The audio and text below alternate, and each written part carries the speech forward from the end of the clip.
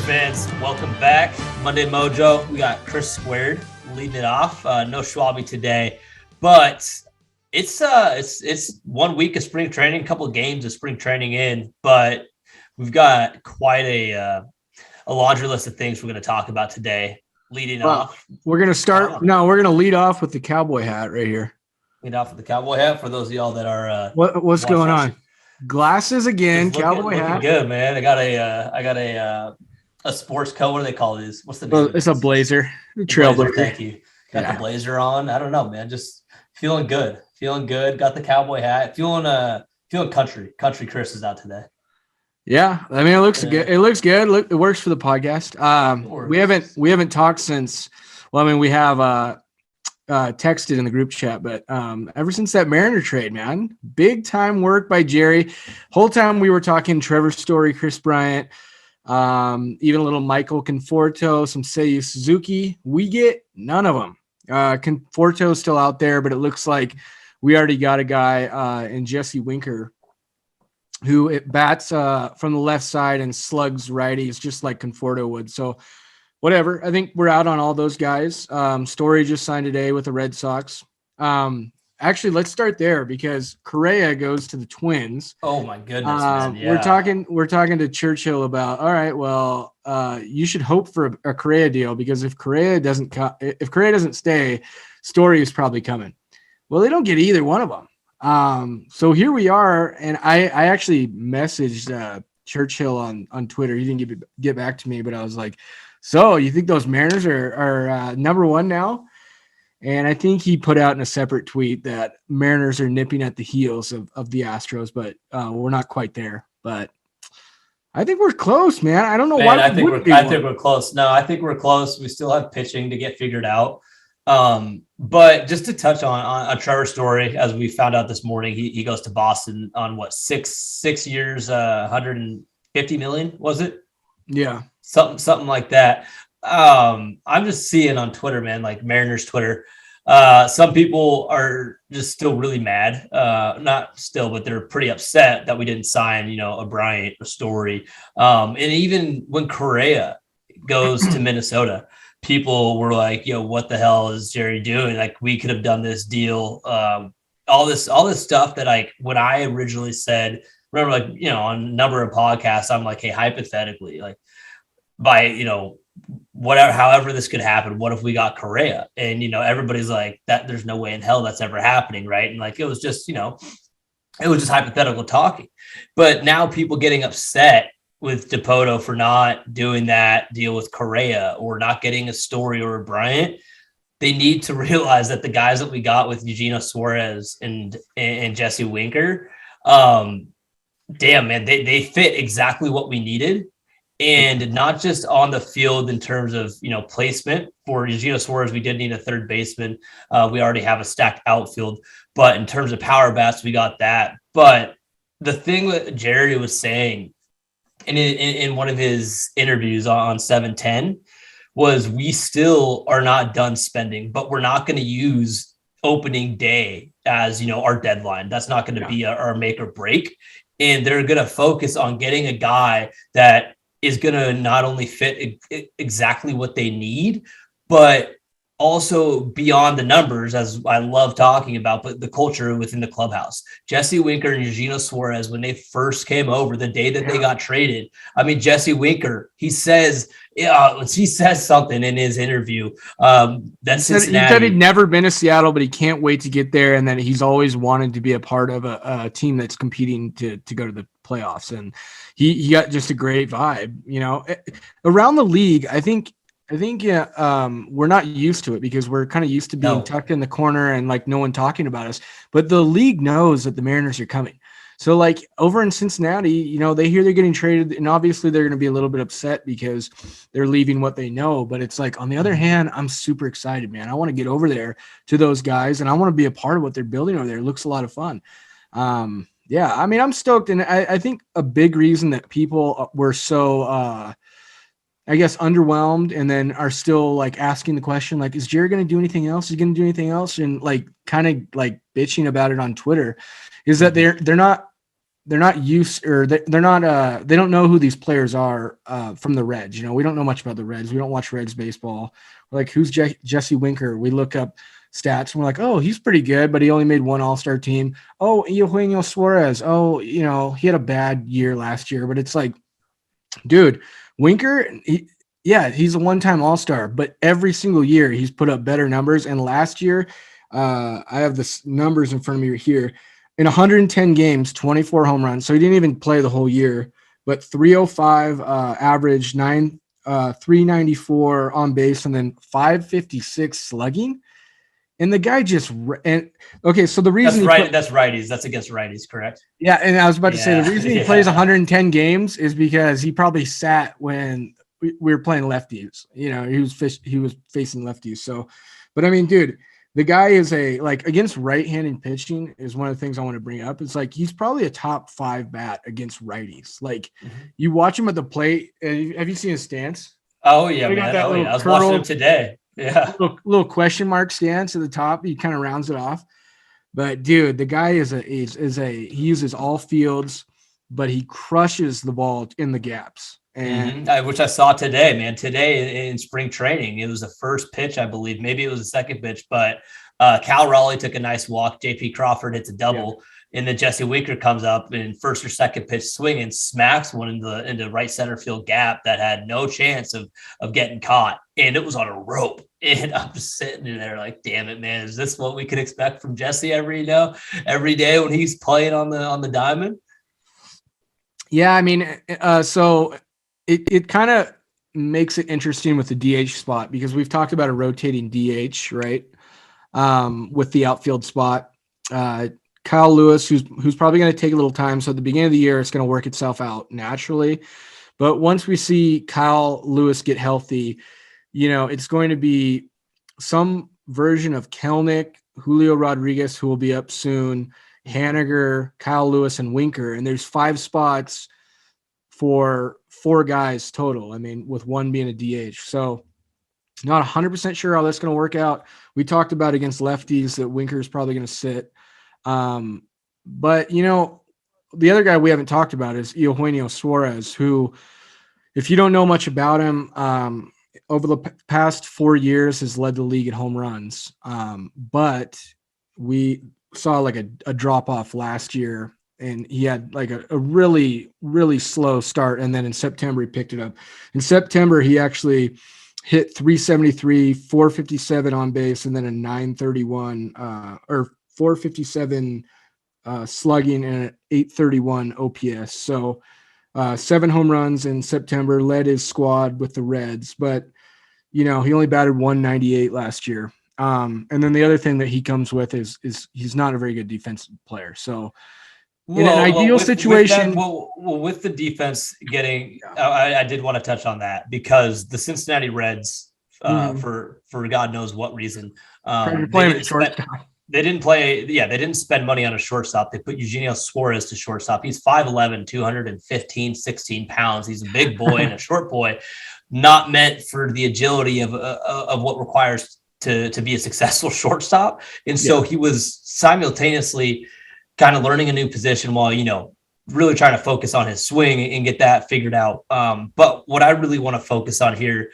is for all the people who were upset with Seager, you know, not with us not picking up his option or whatnot. But Seager batted 212 last year and hit, what was it? Was it 40 on the dot home runs, or was it 41? No, he didn't get 40. He was like 35 or something. 35. Well, Eugenio hit what, 39?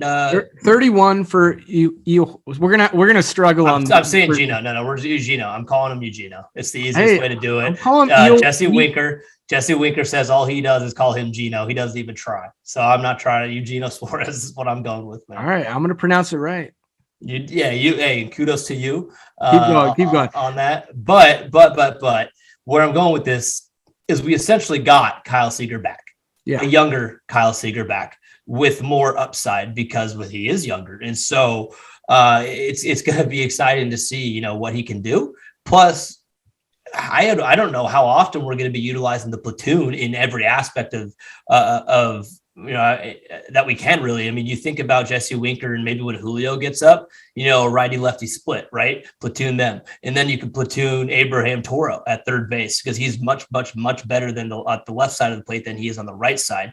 Eugenio, maybe he struggles against the opposite hand. I don't know. I as I'm saying this, I think I actually heard that Eugenio's splits are actually backwards. I think invert. he hits, I didn't hear that. Dipoto said. Yeah. Okay. Dipoto did say that. Yeah. And so maybe not. I don't know as I talk that out. No, it is because I was thinking it's either Winker or Suarez that's the reverse split, but it's not Winker. Because it's not Winker. He struggles against lefties. Yeah. And I mean, I would say that as far as the Cal Seager comparison, the bat is probably a little bit better with Suarez. And then I would say at least there's more power potential. I think he had a down year last year and still hit 31 bombs. And I see like he's kind of like and you can't say this about many players, but he's kind of like a 40 home run guy. Like that's what he does. Is what he brings to a ball club is home runs. So I'll give him the bat over Seager. What I would say is that I understand that he was at shortstop last year and that is completely out of position for him. But even still, he wasn't a good third baseman. He has a stronger than average arm, but as far as like covering ground and range, and then coming in on the ball that's hit light on the grass, and then picking balls and agility towards the line, like it's like you said, he's a 5'11", 215 kind of a fire hydrant out there. And you know what? That's fine because people add different things to the ball club. Some guys, he's more of an offensive player. That's fine to say. But defensively, I think you even said on Twitter, you're a little bit worried about him. You don't want to see him play too much over there, but it would be nice if, we could throw him at DH a lot, but it's like we were talking about is the DH is pretty much a rotating door for the outfield this year. Yeah. No, 100%. And that's, kind of as it was last year, right? That's the way that we utilize the DH. And I don't know. It's going to be interesting seeing just the way that the lineup gets played with. But all in all, we just take we peel back, the microscope and look at this from a much larger perspective of what's gone on this offseason so far for the Seattle Mariners. Is we've signed the reigning Cy Young Award winner. We've signed 2 All-Stars with Adam Frazier and Jesse Winker, and we've signed the league leader, MLB league leader in home runs over the last 4 years. For people getting upset at Jerry not doing enough, take one hard look at that and try and tell me you're not pleased. I'm so happy with where we're at. We're sitting at $89 million, and we have up until the trade deadline to work with to get the pieces that we really want to fit. We're sitting in a very good spot to begin the 2022 season. And it blows my mind for me to be able to scroll through Twitter and see people still upset with Jerry. It's like, come on, man. Like, what more do you want from the guy? He's doing what he can. Well, there's a couple myths that need to be debunked. It's like one of the myths is that the Mariners are a farm system for the Yankees. That's just not true. Go through everyone's looking at the Pineda trade for Jesus Montero, and they can point that out. Over the years, we have not been that myth is just not true. And then the other one is that the Mariners never spend money. It's like, dude, for one, it's not even the same regime that you guys are talking about, but like Jerry or Jack Z, Zarinzik spent money. It's just he bought the wrong players. Like they bought the Richie Sextons, they bought the Jeff or who's the guy from the Angels, the Sean Figgins. Yeah. We bought the wrong players, but we've always been a top half. Not always. Last couple of years we cut back for sure because we were in a full blown rebuild. But like we haven't been a cheap team, and we're not going to be a cheap team going forward. I think Mariner fans need to realize that. It's just that we're not. We're not irresponsible with our money. For lack of a better word, you want to blow your load in the first year of like the time to spend? Is it just like, okay, we have all this money.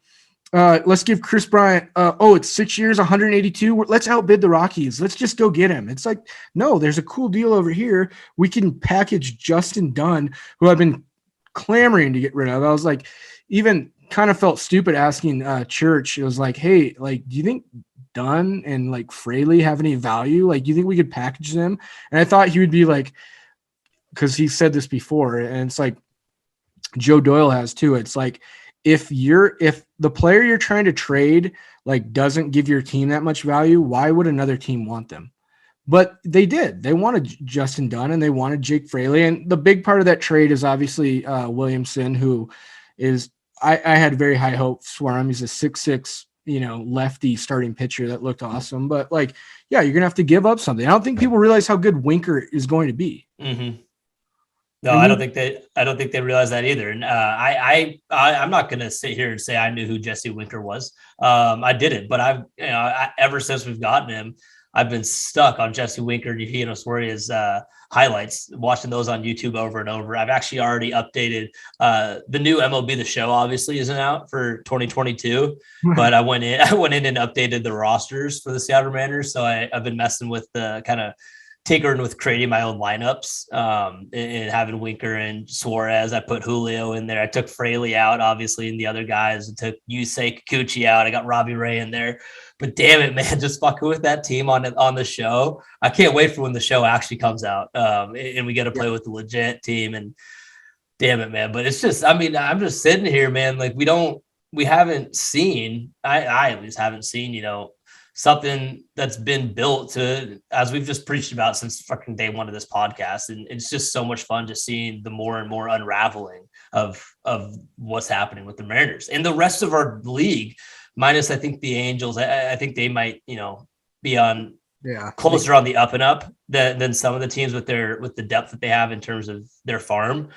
But it seems like the A's and it seems like the Astros and they're not going to have much depth left. And then you look at the Rangers, man, and shoot, they always spend massive, right? They're doing what, people wish that the Mariners would do, is spend insane amounts of money on these star players. But I mean, Simeon had like one awesome year, right? They had one awesome year. And I don't know, remember when they spent massive on Rodriguez, right? Now, how'd that work out? Yeah, it feels like that. It feels right? Like, the biggest contract was Seager. I think it was 10 years and just insane. 10 years, 300 million. Yeah. So that's like an A-Rod contract right there. And then they even went, beyond and they add another piece to the middle of the infield. Don't get me wrong. And I think you do too. We love Simeon, and I would even have been willing to go to that 6th year.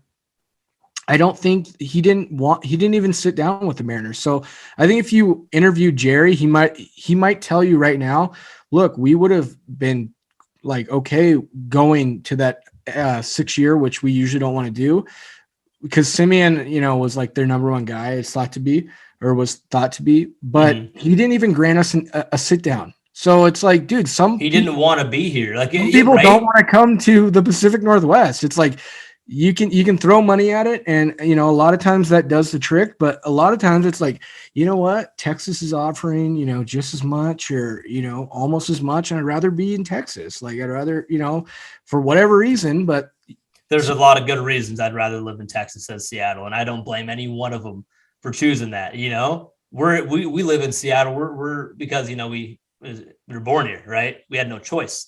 And that's why I'm a Mariners fan. But yeah, I can't blame. I like it, but I mean, I can't expect someone who's never like really been up this far and wants to have all that travel for the MLB season. There's a multitude of reasons of why you wouldn't want to, but we haven't won shit either. So, but I think it's coming. But it is coming. I know it's coming, and I've been preaching hard about it. But if those guys don't want to come to Seattle, Jerry's not wanting to force them to come to Seattle. Like Robbie Ray, he was in his interview when he first came, he was saying how excited he is and how he's taken notice. But on this subject, Steven Souza Jr., who had a phenomenal year back in 2017 with the Tampa Bay Rays, our outfield, as we all know, is extremely jam-packed right now with loads of talent. Steven Souza Jr. is from Everett, Washington, and he actually this offseason picked up his own phone and he gave Jerry DePoto a call. And he told Jerry that, hey, I want to do whatever it takes to be a part of the Mariners organization. He's from here. It's his home team. He's rooted for them forever. And they made a minor league deal work. And in the first game maybe it was yesterday in his first game that he started. It was yesterday, which is Saturday. But in his first game started, his first at bat in spring training with the Seattle Mariners, he had a bases loaded opportunity and he absolutely tanked on one. And I was watching live on TV, so I didn't hear the radio call that I have since I re-listened to it. But I was on Twitter as the spring training game was still going on. It was later in the innings and Souza was now out of the game after he hit that grand slam, but he's on Twitter talking about, hey, I need somebody to find me that Rick Riz call of him doing the Dave Niehaus catchphrase, and I can't wait to show my children that. But where I'm going with this is Souza desperately wanted to be a Seattle Mariner, like as you can imagine, but it's bringing these guys on the team that are good, and he's still got an opportunity to maybe do something for. It's not going to be an all-star, right? Just not going to happen, but he just wants to be a part of the organization, and having that guy within the culture. That's the kind of guys, maybe not to the extent, but the kind of guys that Jerry Dipoto is looking for, people that want to be here. So why would you go out? Maybe Trevor didn't want to be here. Chris Bryant didn't want to be here. It's okay. We got other guys. Yeah. And I mean, as far as Souza goes, I mean, yeah, he's probably just a Tacoma depth piece, but you don't know. I mean, like a couple guys could go down and then all of a sudden you're looking at, hey, we can bring up a guy like this who has a lot of years in the MLB. And, I think he sat out all of last year. But it's encouraging to see him come back and one of his first swings, it looked like a pretty sweet swing. I see no downfall in signing a guy to a minor league contract that has a bunch of years at MLB level. Right. And especially like you're talking about that if he wants to be here. And I think it goes to a bigger point that we're kind of started talking on is why would you want a Simeon or a Story if the only reason you could get him here is because you went 20% over what the other teams offered. They didn't really want to be here, but they did eventually come here because we just spent so much money. And then they're kind of I don't really want to be in Seattle, but they paid me so much. I'd rather have it was really cool. We were talking about, you see Winker when he's getting interviewed by the Cincinnati Press as he's on his way out of town.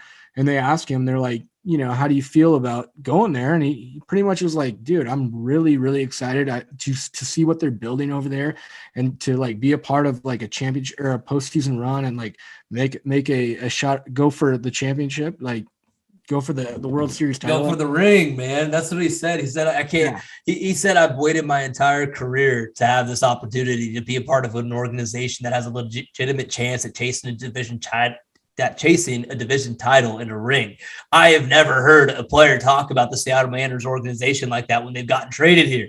It jacks me the fuck up, baby. Let's go. And then Suarez, he comes in with that Corella DeVille haircut.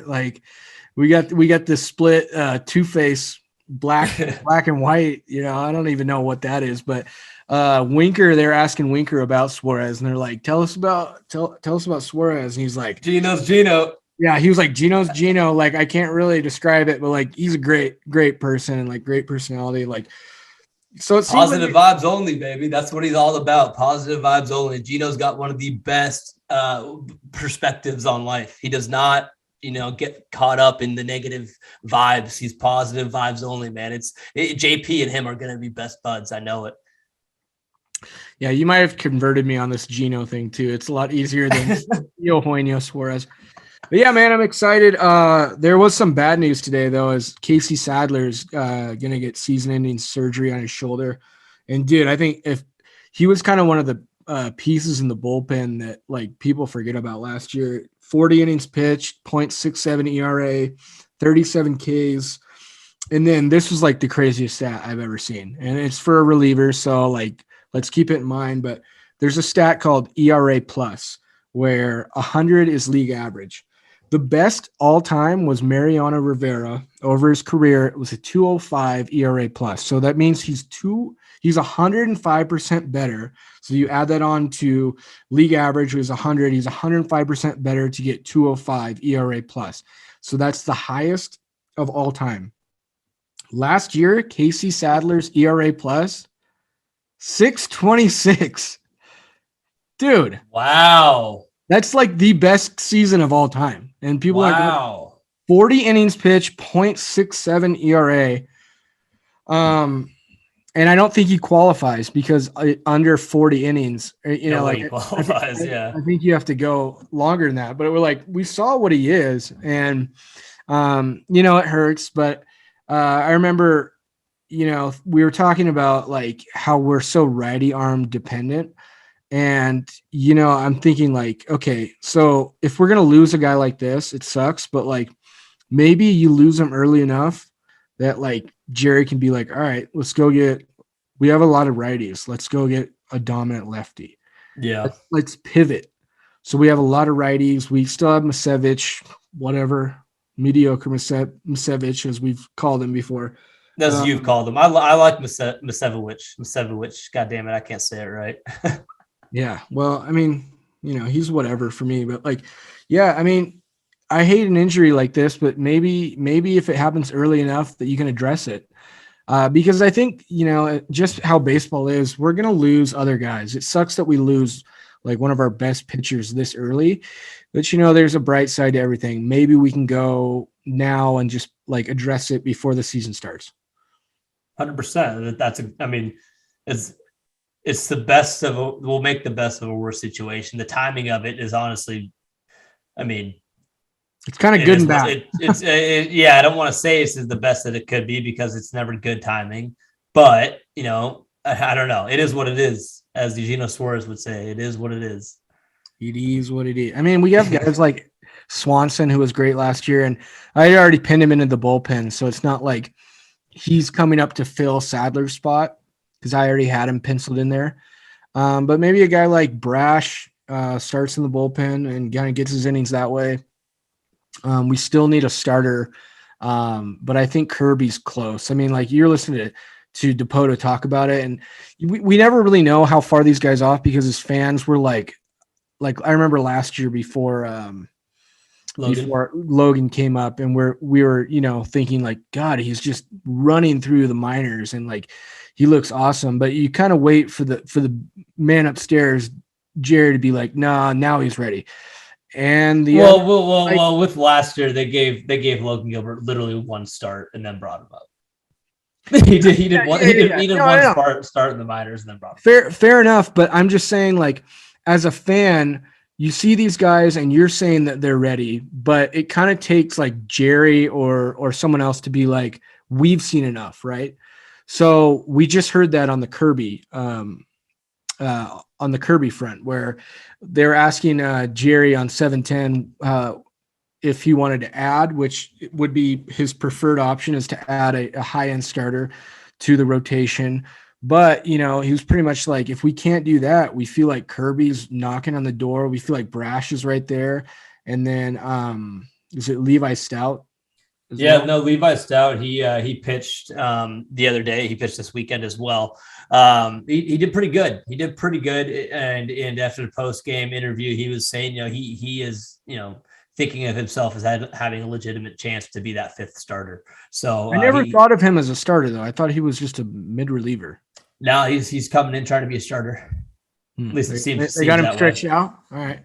It seems that way. I'm curious though. Side question for his wife. Did you hear any of the post-game interviews with Divish asking questions to Scott? No. I thought it was funny. It seems Divish is really trying to write a story and not to change. He's not trying to mess with the narrative, but he's got an idea of a story that it looks like he's trying to figure out and get some info on. And he kept asking Scott about the attitude within the clubhouse, and if people are thinking about ending the drought and getting to the postseason and winning a ring, what does it look like in the clubhouse culture? And this is Divish asking Scott, are they thinking about that? In Scott's service, he gives your typical Scott answer. It's day to day, it's that Russell Wilson stuff shit. It's one game at a time mentality. We're not thinking of past everything else. And I was sitting there as I'm listening to this, and Divish asked, it seemed like 3 or 4 different times in this one interview. Mind you, you got Dreyer, you got all the other reporters trying to ask questions here, but Divish is just pounding them. And Scott's like, dude, I'm not going to say anything else. Like, this is the answer. You're not getting a different one. And then in another language, please. Yeah. And the funny thing is, and Scott is adamant. He's like, the culture, like people's thoughts right now are, it's day by, we're not thinking that we don't have that mindset. And then he's talking with Jesse Winker, and Divish is asking him, "Hey man, like, what's it like? Like, what's the culture like? Are you guys talking about making the playoffs?" He goes, "Oh yeah, man, that was like the first thing we were talking about. I can't wait. Like, we're thinking about the playoffs every day." And just circumnavigated to get the answer. Yeah, man. I'm sitting here like Divish must be freaking like losing his mind. It's like, what the hell, Scott? Come on, you can't give me nothing. But now I got Jesse saying something completely different. Like, I'm just dying. Like, it's the funniest thing in the world. Like, noticing, obviously Divish is trying to find the answer to this freaking question. He's definitely trying to write a story, as you said. Yeah, definitely. Like, my headline is like, "What is the attitude in the clubhouse?" Like, come on, man, I need something. Winker, you got a little time? Yeah. He's like, we got fresh meat. We got fresh meat. No way, this guy's not going to give me an answer. Divish goes and picks on him. Yeah, that's awesome. Yeah, man, and I really do. I mean, I think that with what the Astros didn't add anything, like how could this clubhouse not feel like, after the way they ended last year and like what a magical season it was? Like, look what you added. Like, look what you got coming up. You got a guy like Kirby who everyone is following what he's doing in his progression. They're like, this guy's gonna be a friggin' animal. Like, dude, how could you not feel good about it? And then how could you not feel good about the name in a hit that we have yet to speak of this specific episode, but the hit that Julio Rodriguez had, his first at bat in spring training. He's got 2 guys on base, and Julio Rodriguez hits the ball that only 5 people in all of MLB, only 5 times in all of MLB last year, ball was hit as hard and as far. Julio Rodriguez absolutely pimped on one. Oh man, it's just we should have Evan edit that in right now. In the air to deep left field. That ball is hit hard and gone. A 3-run home run for Julio Rodriguez, and the Mariners, with one swing of the bat, take a 3-1 lead. Because if you didn't see, which I'm pretty sure most did because everyone's on the Julio train, but dude, 117 miles an hour off the bat. I think there was only 5 people last year. That's what I'm saying. Yeah, that's what I just said. 5 people, only 5 times the ball was hit as hard and as far as the one Julio hit on his first at bat in spring training. In his first at bat in spring training, mind you. Yeah. As in a pinch hit at bat, mind you. Yeah. So I mean, we're all waiting for him to come up, and then that's the first like image that we see. I mean, that's awesome, and I mean, we couldn't be any more jazzed for opening day. Which, by the way, I'm coming up. And we'll probably do the whole series and kind of just kick off the year right. I feel like that's appropriate. But yeah, no, with that we'll be doing a in-person live. I don't know if live is the right word, but it'll be in person, where all of the Monday Mojo people will be in one room doing an episode instead of over Zoom. So that would be exciting. But we'll talk about that later. Yeah. Well, I think there might be something in the cards here with Churchill and doing like post game stuff. It looks like he's almost met his Twitter is what he's looking for. I think 1,000 Twitter followers, and then he's going to start doing free post game stuff. And if we can link with him, I think he extended the offer, so that'd be awesome. Yeah. No, that will be. But yeah, man. I mean, for me, just. This is the first weekend, man, of where I've been able to sit my ass down on a couch and just watch baseball. I've missed it. And it feels really good just watching the boys back and the powder blue unis looking sexy as can be. Still really, really waiting to see what when we get to see Robbie Ray go in his first outing. I can't wait to hear those grunts. Waiting on Ray, waiting on Kyle Lewis. Well, Kyle Lewis we're waiting on for a different reason. Ray just hasn't gotten in the line. Like, he hasn't been scheduled to pitch yet. No, yeah, for sure. He's not injured. We're not scaring nobody here. All right. I just want to. Yeah. Exactly. Those are kind of the, obviously, besides like Julio and Winker, who's new, and Suarez, who's new. Like, I'm really excited to see. And Adam Frazier. I feel like Adam Frazier is getting swept under the rug by a lot of people. They're forgetting him. He's going to be, he is that super, I mean, he is a grinder. He grinds. He is a workman, and he's going to be another awesome piece to have in the clubhouse, you know. And little known fact about Adam Frazier is that it was almost all the way up until he was traded to the Padres.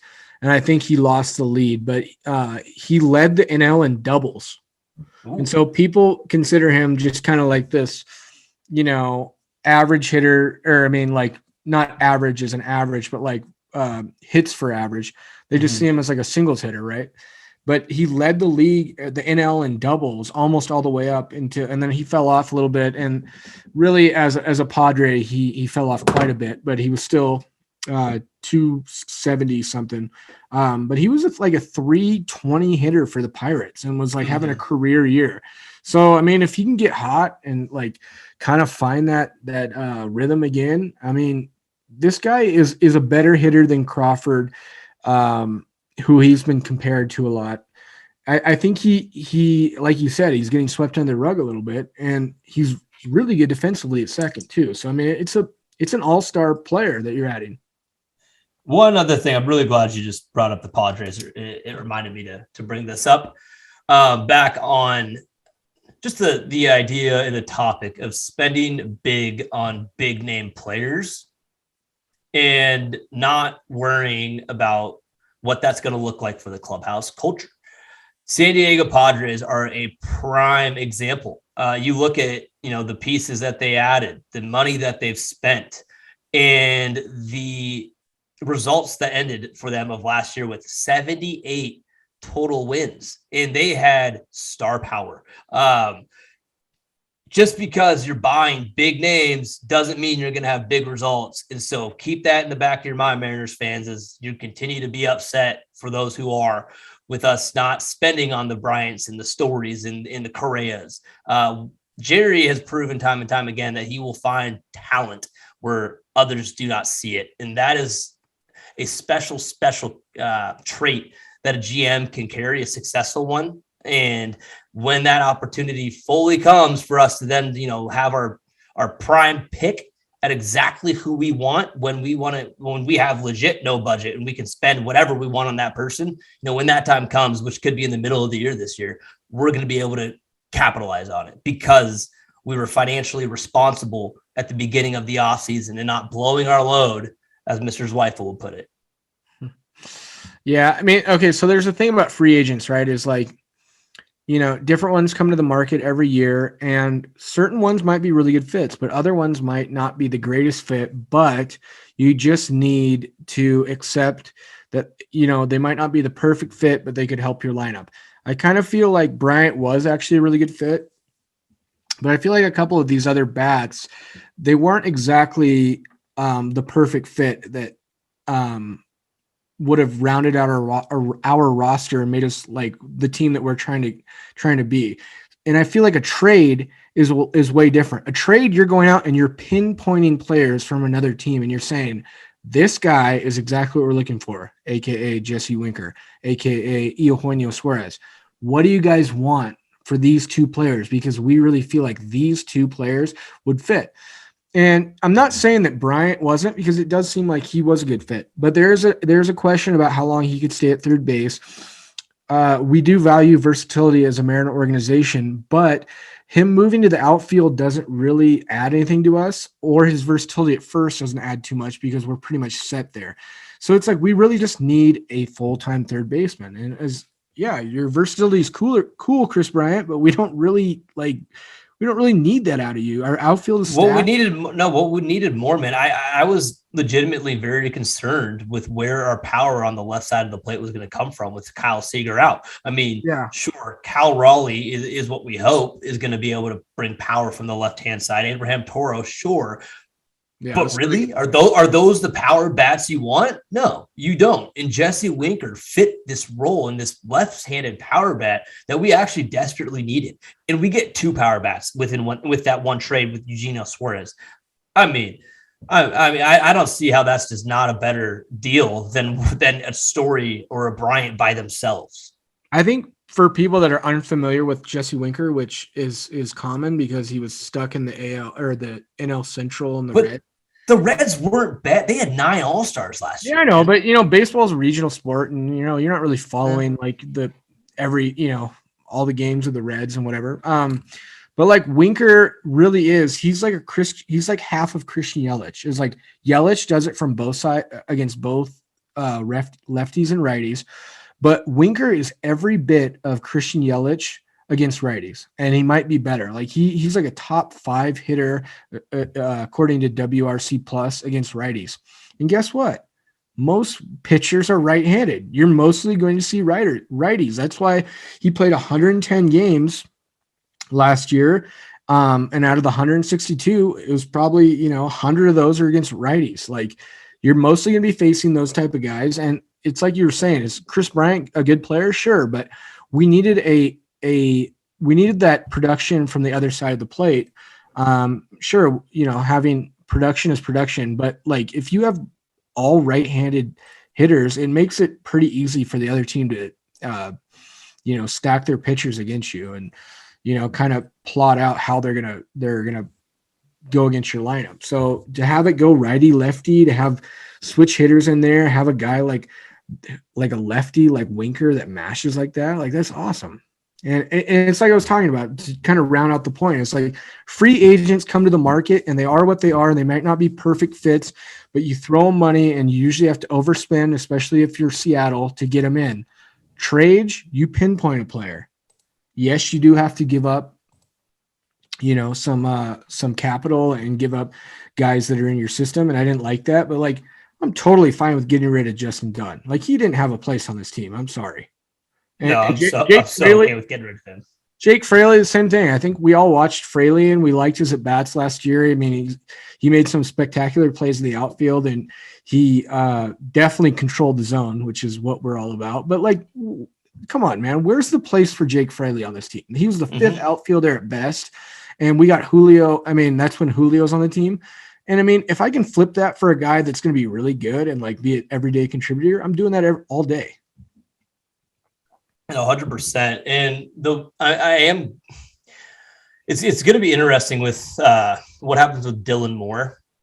Joe Doyle and Church on their podcast, they were saying that we're going to need a guy like Dylan Moore on the bench who, in any point of any game, can go really to any position for a substitution or a late inning, base runner if we need wheels on the base path, because that's what Dylan Moore definitely has. We don't really have any other, major speed threat. That's the one concern I do have of this team right now is we do lack speed. And Dylan Moore, I think, is one of our fastest guys, at least on the 40-man right now. Julio, I know, has got some sneaky wheels.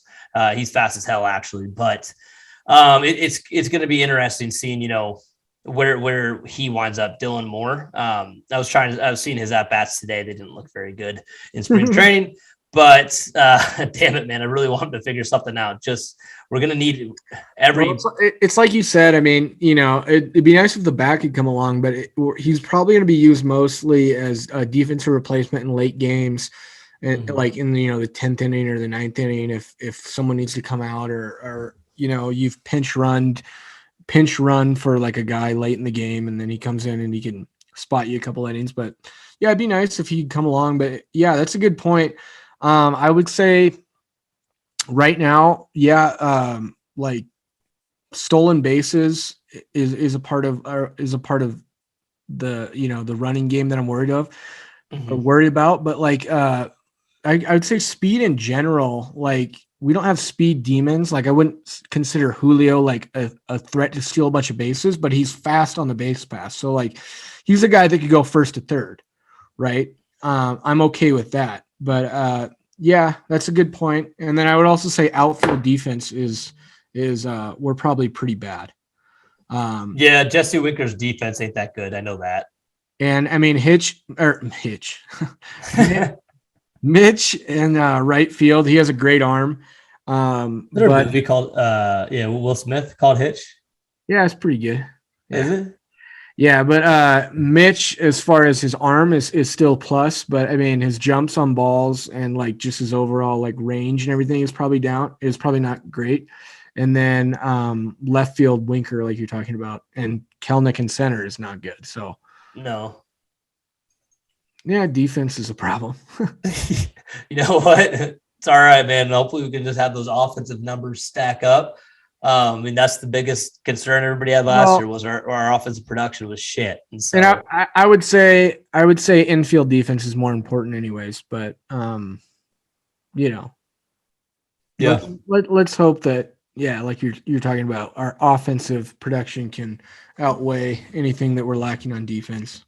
Yeah. Well, I mean, it's funny with Julio. I had a buddy ask me the other day, when do I think Julio is going to get brought up? And he prefaced the question with, do you think it will be before, the second half of the season? And I was like, oh my God, yes, it will be before then. But damn it, what if he just goes off like the spring training? And this is me being optimistic, just best case scenario from a fan's perspective. If he makes the opening day roster, just if he has and just tears it up the rest of the spring, we'll see.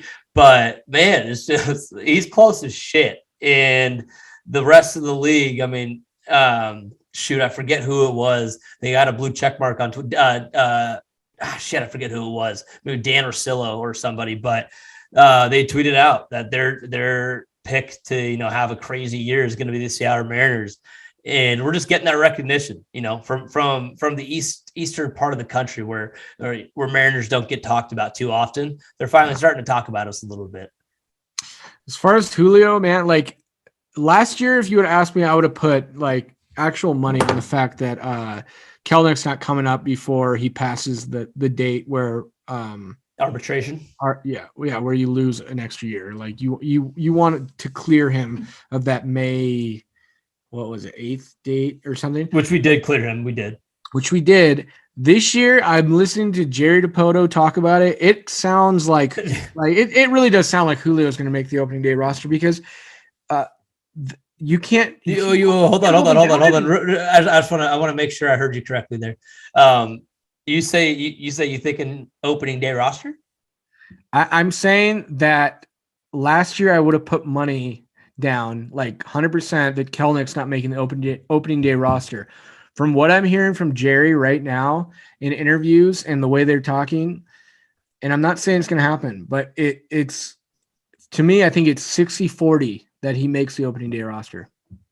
I like that, man. I like that. I mean, I kind of agree. I mean, it's really, the ball, so good. The ball is in Julio's. He is, and the ball is in his court. And when Julio gets in, and if Julio, when he finds his mojo and gets rolling, God, that culture in the clubhouse is just going to be even crazier, man. I mean, we have such a fun fucking team, and we already had a fun fucking team last year with the guys that we have, but God damn it, Eugenio Suarez with the Corella DeVille Hill, Jesse Winker just being Jesse Winker, and good gracious, man, the Julio Rodriguez being Mr. Julio. Kelnick apparently seems much, much more mature. So that's going to be fun. You see the interview with Kelnick and, I think it was Salk.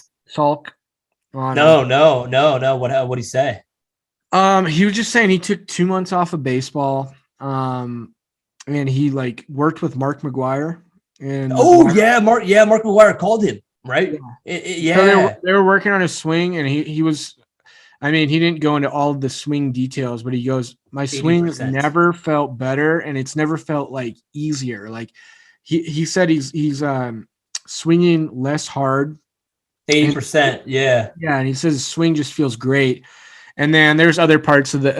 I recommend you go give it a listen, or people that are listening, go give it a listen, because he seems like he's just in a great spot. And like, if you're watching the Mariners last year and you're following the Kelnick thing, it really was. We were all talking about how he was pressing at the plate and slamming his bat when he struck out, and was like super frustrated.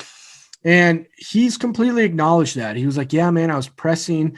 And apparently Salk asked him about like, do you ever like consider having like a sports psychologist or anything like to talk to? And he's like, you know who my sports psychologist is? My mom. If I'm a baby, she tells me to quit being a fucking baby. Like if I do this or if I'm complaining about that, she tells me, and he's like, it was in a good light too. It wasn't like, she's super hard on him. It was like, my mom's like keeps me grounded and like tells me like when I'm fucking up and like when I need to get my shit together. So, and I'm starting to cuss now, like you, man. Well, I think Mother's Day is coming around the corner, isn't it? So speaking of moms, it's just getting me thinking about my mom, and moms are the best, man. So, if you haven't in a while, thank your mom, give her a call. Get a little sentimental here, but moms are the best. For the Mother's Day episode. Yeah. We will save that for the Mother's Day episode. Anyway, it just seems like Kelnick's in a good spot too. Yeah. So, just to kind of wrap that up, he feels better about his swing than he ever has. And I think he kind of buried that whole like stressing out and like taking the game too seriously thing. Like, I think he kind of admitted that last year he came up and he was pressing and like it was a little bit overblown, and like he realized that he needed to take it back a notch and like just have fun. And that's, and then his results started to come.